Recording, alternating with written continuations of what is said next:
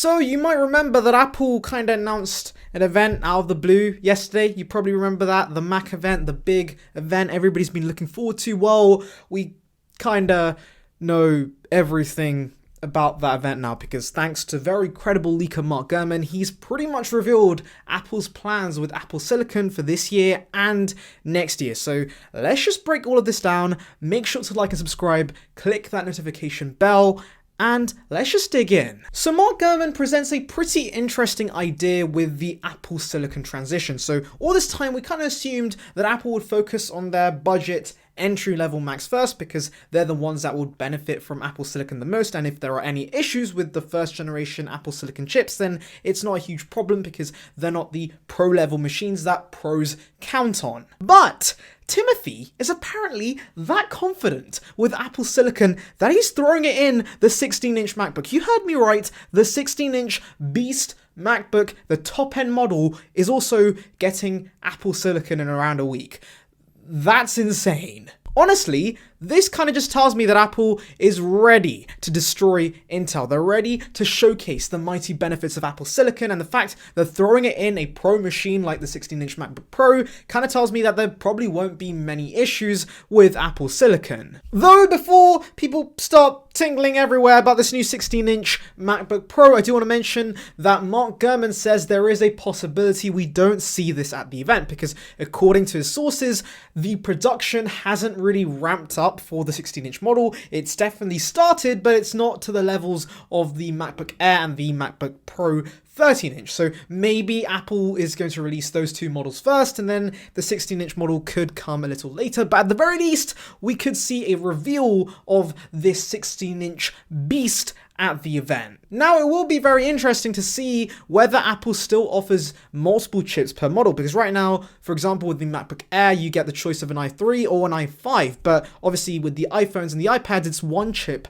per model. So again, I'm not sure how that's going to work out. Personally, I think it would be easier if it's just one chip per model. For example, maybe the A14 is in the MacBook Air, and then the A14X in the 13-inch and 16-inch MacBook Pro. And just as I suspected, Mark Gurman also confirms there will be no design changes. So yeah, if you're somebody who's looking for a bezel-less Face ID enabled MacBook, you gotta wait next year. This year is just about the chip and the chip upgrades, but the hardware itself will probably be pretty identical to the current models. Now, another question some people have been wondering about is, what is the price going to be on these MacBooks? Because technically, these should be cheaper than their Intel equivalents, because obviously Apple's making these chips themselves, which obviously saves them a lot of money. But knowing Apple and Timothy, well, they probably want to make more money, but apparently not, because Love to Dream has now confirmed, well, kind of confirmed, that we could be seeing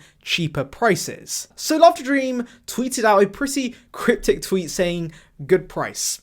That's all he said.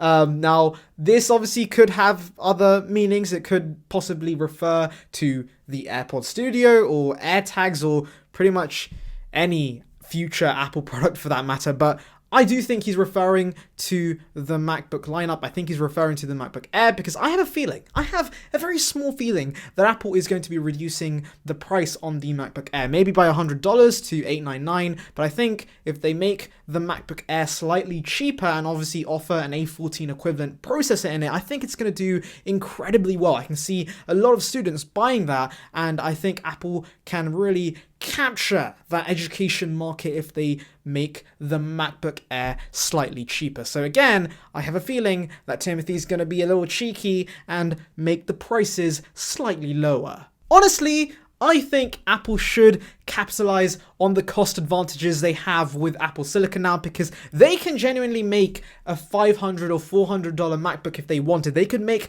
a Chromebook rival that's going to be insanely faster than any Chromebook out there. I mean, imagine this, the A12 chip in the iPad in a MacBook SE, a 12-inch MacBook form factor with an A12 chip at a very reasonable $500.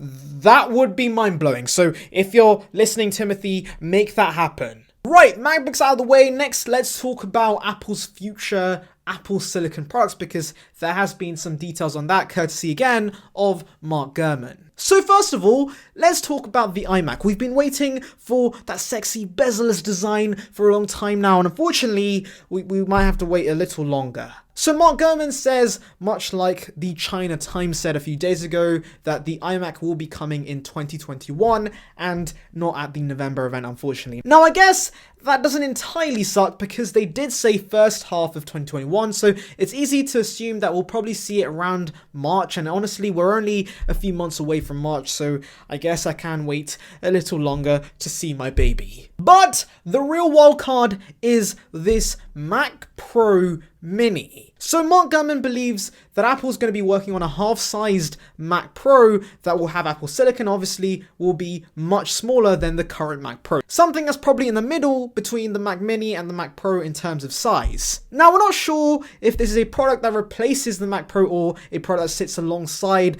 the Mac Pro. Now, personally, I think it's probably going to be a Mac Pro Mini that sits alongside the bigger Mac Pro, because again, professionals need a reliable experience, and as amazing as Apple Silicon is, there are going to be a few issues, and obviously with professionals relying on pro apps on a daily basis, they might want to use the more reliable Intel architecture for a little longer to let Apple Silicon just iron out those problems. Also, Apple really doesn't update the Mac Pro that often. In fact, they last updated it in 2019, and then before that, I think it was like 2012 or 2013. So they take their time with Mac Pro refreshes, and so since they've refreshed it so recently, I don't see them replacing it already with a newer model. And so a Mac Pro Mini probably would make a lot of sense to me, and judging by the efficiency of Apple Silicon, I bet it'll be just as powerful as the Mac Pro, because we all know Apple Silicon is super power efficient. And do not worry, because for those Mac Mini lovers out there, you're also getting a new